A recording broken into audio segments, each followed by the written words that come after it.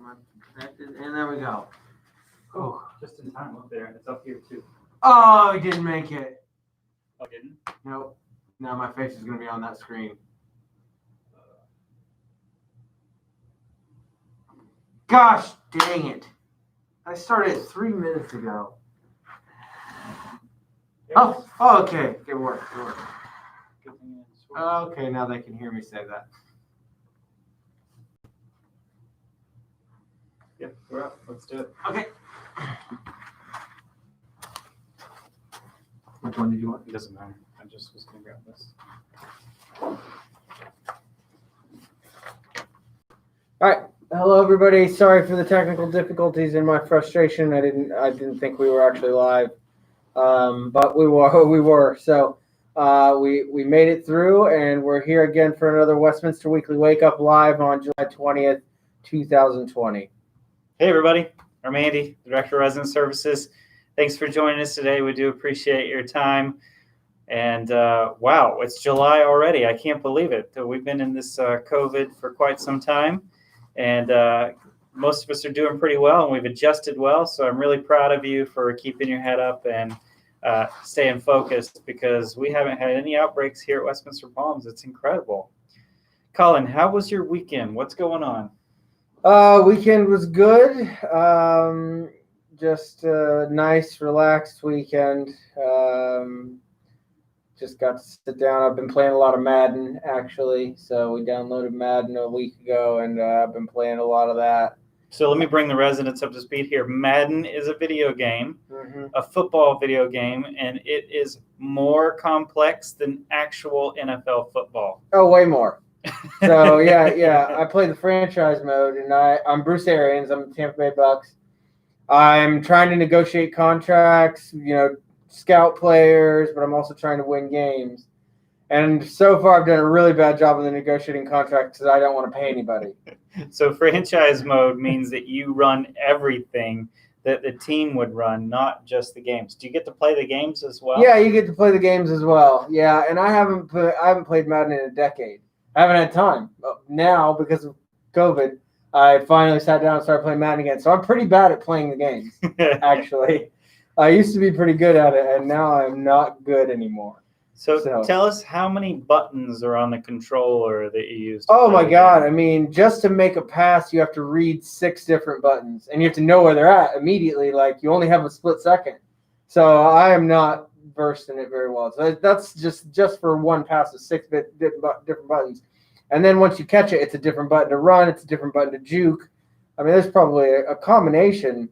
I mean, with the way you can, I don't even know how many permutations it would be. It would be a lot. This is a Tom Brady level of processing here. How many buttons are on the controller? Absolutely, yeah. There's a couple hundred at least possibilities of always what you can press with each. Right, but on the controller itself, how many buttons exist? We'll just wait. At least 12. 12 buttons on one controller. Yeah. And they all do something different. Pre-snap, post-snap. It's unbelievably complex. And you can combine them together. So you're pressing 2, 3 buttons at a time, because you can use 4 fingers at least. Sometimes use 6. Yeah. This is a great example of muscle memory right here, because your brain learns how to do these things without thinking, I need to hit the A button. Your brain just does it automatically. Yeah, well, my brain will do it automatically when I get better. It's a little bit like driving a car, actually. Yeah. In the sense that you don't think about where the blinkers are before you hit the blinker. You just sort of do it. Yeah. And the brakes and the gas pedal and that sort of thing. I've always thought that video games was a great way to teach motor skills, because it does sort of help you. Like, say, for example, a driving simulator is a great way to learn. I learned how to drive. I learned the dynamics of driving from driving video games when I was in middle school. Yeah, absolutely. Because around the time I was in middle school, that's when they started coming out with games that handled like real cars. Yeah. So you had to slow down going into the turns and speed up going out. And if you got in too high, you would spin out. You had joysticks that would gradually move. Yeah. Right. And if it wasn't for that, I would have had a harder time learning how to drive a car for sure. I mean, similar with war games, the military actually uses a lot of those games to teach the different skills that you need and things like that. So, Flight simulators, yeah, airplane absolutely. pilots, those kind of things. So hopefully Colin is going to get great at Madden and he'll make a bunch of money and then he can take us all out to lunch. Yep. Or rather, he can have lunch catered to us. Yeah, that would be the way to do it nowadays, I guess. And does Oliver play Madden as well? He plays Madden a little bit. He still plays some of the littler kid games, but he plays Madden with me for sure. Oliver's he's better at juking than I am. I don't know how he's so good at juking, but all he talks about is breaking people's ankles all the time. So that's the one thing that he's really good at. So he's always thinking about it. Yes, he would rather juke than score anything a touchdown. else. Yeah, pretty much. Yeah. And then on the controller, how many different buttons juke are there? There are different buttons to juke, right? Yeah. So the way he jukes is using the joystick, and the joystick allows you to do kind of creative jukes. You can spin around. And it's all about timing. So yeah, there's an actual button that jukes too, but you use the joystick for a little bit more freedom. So my grandmother, I don't know about your grandmother, but my grandmother would have no idea what juking is. Do you think your grandmother would know what juking is? No, she would think it was part of a jukebox. So why don't you explain to the grandmothers out there what juking is? So juking is shifting your weight and getting somebody to fall for your fake movement. So if I went right and then I juked back left, then my defender would hopefully guard the right movement and fall down. It's essentially what every woman did to me while I was in college. Exactly. Is that misdirection? Right, misdirection. You fake go one way, then you take off the other way. There you go. Right. So that's how you get away from a redhead who wants a hot date. What else did you do this weekend? I grilled out and made some hot dogs just over the charcoal, and it was really good. I liked it. I was smelling other people's grills, and I was like, man, I gotta have some. And you know what's funny is a storm was coming, and I thought that we had an electric grill, and we didn't. So then I had to run and get the charcoal, and then I went to a gas station, didn't have charcoal. Then I went to Winn-Dixie to get the charcoal, waiting in line. I realized I don't have a lighter in my car. So then I got to go get a lighter. And so by the time I get to, it started to rain. and I put the charcoal in, and Chelsea's like, "We got to go. It's starting to rain." I'm like, "No, we are having these hot dogs." And so even in the rain, I was able to start it and grill the hot dogs just before it started pouring. No lighter fluid? No lighter fluid. Just lit it right up. Just lit it up. Yeah, it was the instant one. So, just quickly, they probably caked in lighter fluid anyway. That's what's great about 2020 is your charcoal doesn't need lighter fluid anymore. Everything is done for you. Yeah. But it was tough. It was right against the last second of the storm. And then the storm was gone in 20 minutes, But I wanted those hot dogs then. Any kind of special hot dog, regular hot dogs? No, just Angus beef, 100% Angus beef hot dogs. Just, no fillers or anything. I don't eat a lot of hot dogs, but other people were cooking them and made me want them. So That's how it goes. Well, next time you should call me because I have a huge bag of charcoal in my garage. And consequently enough, I do not own a charcoal grill. So I don't know where the charcoal came from, why I have it. But if you'd like to have it, you can certainly have it. That would be my gift to you. Just remember us when you become big and famous in the Madden circuit. All right. Sounds good. I probably will come back by and get that charcoal. You're certainly welcome to it. It's just there hanging out. Good and deal. I think I have lighter fluid as well, but I'll probably keep that because you probably wouldn't need that. It probably is self-lighting charcoal, I bet. But the lighter fluid, you never know when you have to light something on fire. Yeah, you never know. Well, Amy and I had a nice weekend. The movie we watched Saturday night was Coming to America. Okay. With Eddie Murphy. Great movie from the 80s. Very, very, very funny about a man who is a prince and has arranged marriage and he doesn't want to marry his arranged wife, of course. And so he goes to America to find his bride and chaos ensues. Mm-hmm. Very funny movie. We laughed a lot. And I watched it from the pool. We watched it from the back lanai. We had some friends over. They were all able to spread out in their area. Some people were in the pool. Some people were up in chairs. But we had a really nice time. It was great. Good. But I didn't have the normal outdoor weekend that I would normally have with biking, running, beach, because it did thunderstorm pretty much all weekend, on and off. On and off, yeah. So most of my time was spent, I did yard work when it wasn't raining because there was very little time to do that. And the most of the other time was spent relaxing at home. And my wife and I did go out for a couple joy rides in the car with the top down. So we went across the Skyway for the first time. Nice. So here's my question to you, Colin, is if you go out joyriding in a convertible and you pass another convertible and their top is also down, what is the standard etiquette greeting? What do you think? Oh, I mean, I think most people would probably wave. I'm more of a head nod person, though. Mm-hmm. Yeah. My wife and I were wondering about this because we've never had a convertible before, and obviously there's a whole culture of people that drive convertibles. Yeah. And motorcyclists, they have a certain wave to each other, and actually there are specific waves that go with specific genres of cars. Wow. Are you familiar with this? I don't know specifically. I know when I had a Jeep Wrangler, everybody always waved at me. Yes. I don't know how specifically. So the Jeep Wrangler in 2020 has a wave that's 2 fingers up, down, and 2 fingers up, down. Yep, 2 like rabbit ears. So when you're driving the Jeep Wrangler, you do 2 up, and that is the Jeep hello. Wow. So there are certain car types that have certain hellos now because they're all in message groups together online. Yeah. So somebody starts in a message group, a message board, and it kind of explodes from there. Wow. But yes, Jeep Wrangler is a good one because the Jeep Wrangler community is very tight-knit, very unique, very easy to see. That's a Jeep Wrangler. Yes, and if you see somebody else that has your vehicle, then you want to acknowledge them because you're part of the club. Yeah.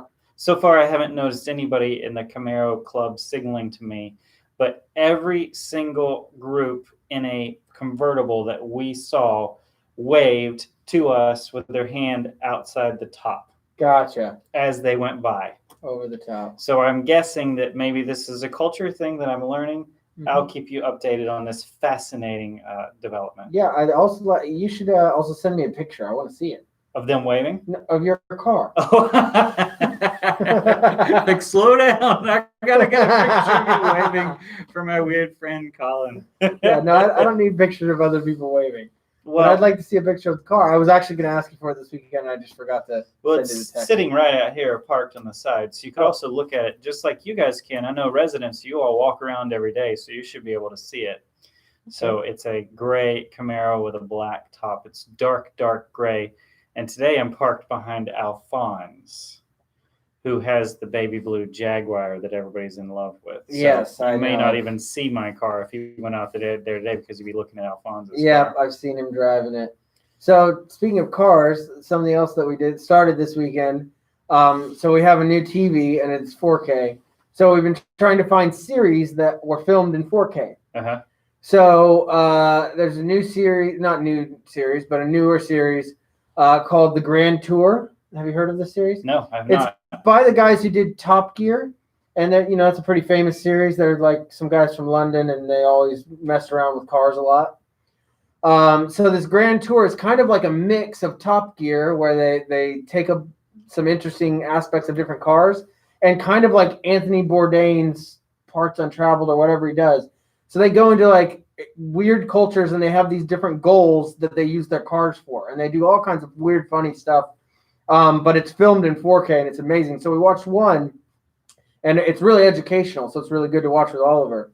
We watched one where they went to Colombia. They each had to pick a 4-wheel drive that they wanted, and their goals were to take pictures of certain animals. Like they had to take a picture of a jaguar, they had to take a picture of some type of special bear, and to find these animals. A Fiat Panda, which is a 4-wheel drive, and it was like an early 1990s one.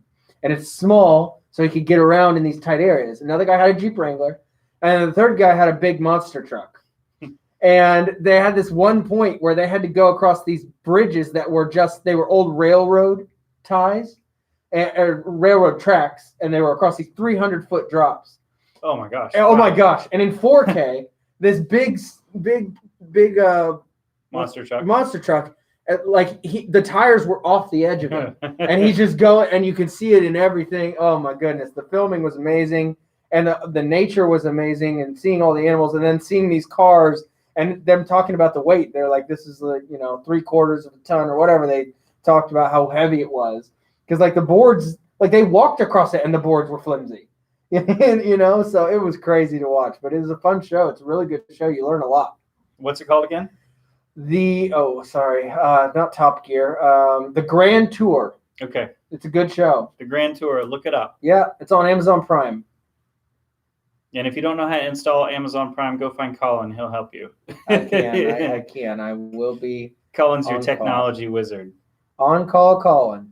So what's going on this week? Is there anything exciting our residents need to know about?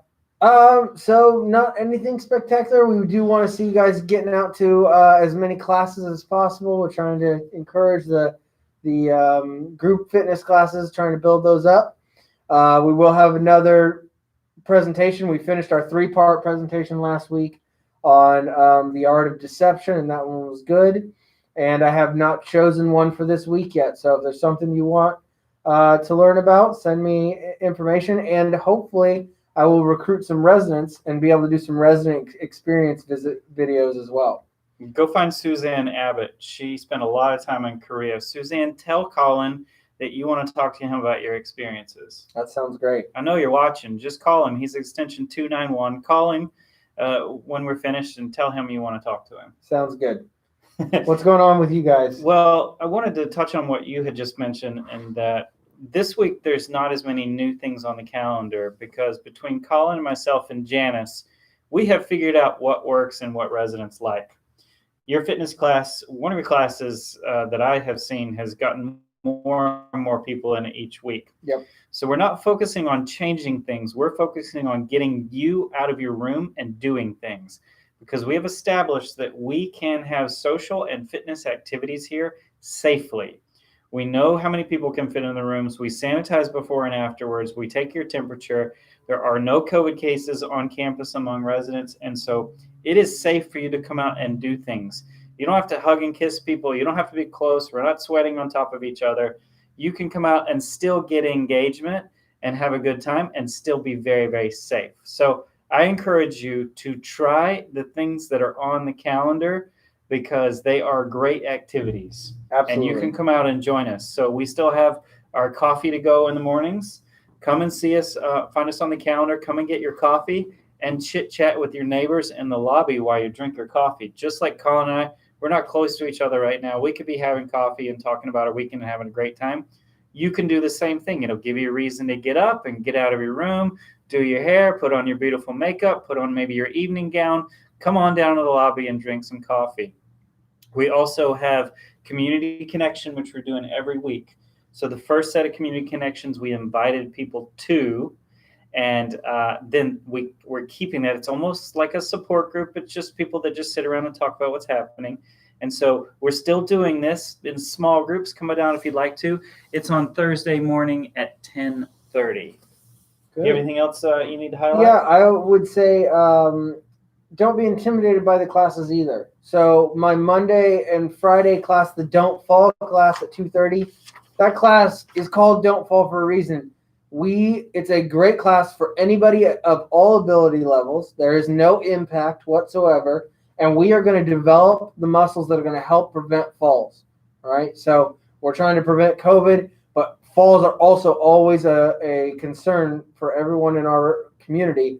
And it's a great class. So get in here, join that class. It's not too hard for you. No matter who you are, it's not too hard for you. Okay. The only other thing is we are going to be starting, I believe, next week. We're going to be starting weekly walks. So I'm going to do an indoor walk at 9:30 on Mondays. So I'm planning out a route in which we can walk through the 2 towers. So you might have a brisk walk across, but it's no less than 5 minutes outdoors.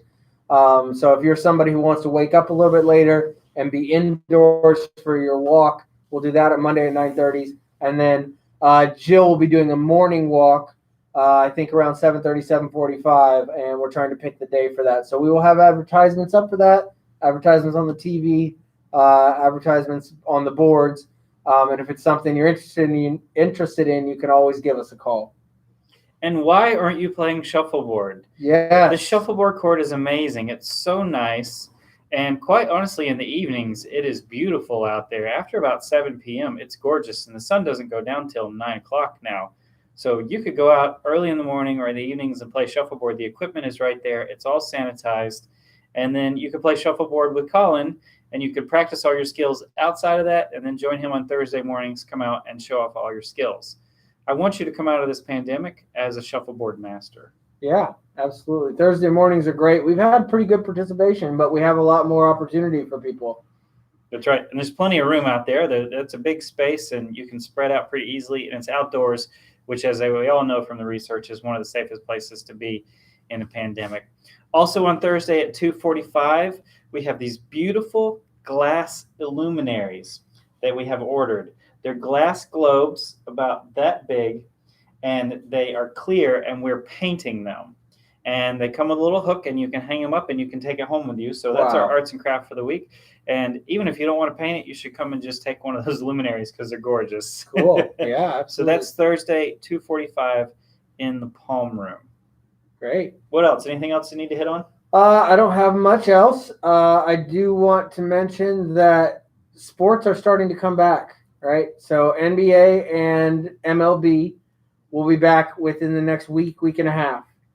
So the sports greatest games that we've been playing that are classic games on Friday nights, I anticipate that those will now be updated actual games. So I'm hoping for this week that I will be able to download an entire scrimmage from the NBA. And so if you are a sports fan and you've been craving live updated sports, it may be hard to find the scrimmages. I'll find them. I'll put them on at 6 o'clock. Hopefully next week we might be able to do the same thing with baseball and get a baseball game in there, right? So if you're a sports fan and you're not able to get enough sports, because that's how I am right now, I'm not going to be able to get enough. Pay attention to the Friday night 5 o'clock sports greatest games. It's going to be less of the past and more of the current. So Tropicana Field, they're going to start having games. Fans are not allowed to be there. But I have found a loophole, and I will be at some of the games. Have you seen what Tropicana Field is doing? No. They're running a promotion, and for a small fee, they will supply a cardboard cutout of you at the games in the audience. Awesome. Great idea. So you will see me at the Rays games. I have submitted. It is a picture of me from the waist up that sits in the chair right there at Tropicana Field. And so they'll have all these cardboard cutouts of fans. The best thing about it all is at the end of the season, I get to keep the cardboard cutout. That's great. I really think the Rays should be the favorites to win the Major League World Series this year, because we've been playing with no fans for years. Our players are dedicated to playing with no fans. So you're saying it's an advantage for the Rays. Oh, absolutely. To play in a quiet stadium. Exactly. Yep. So when you're watching the Rays games, if you see me in the audience, that is indeed me. I'm the redheaded guy. You can pick me out. And then at the end of the season, when they give it to me, I'll bring it to work so you can see what it looks like as well. So my buddy and I, who's also a Rays fan, I love the Rays, and so I'm excited to support the team. So we both decided to do that. When you purchase it online, they say there's no guarantee that you actually be with your friends. So he might be on one side of the stadium, and I might be on the other side of the stadium. So we'll see. But I think during commercial breaks and in between pitches, they're going to show all the pictures on TV so people get to see their picture up. Well, hopefully you'll make some new cardboard friends. Maybe. So the last thing I want to add is about Hamilton. Hamilton was a huge success last week.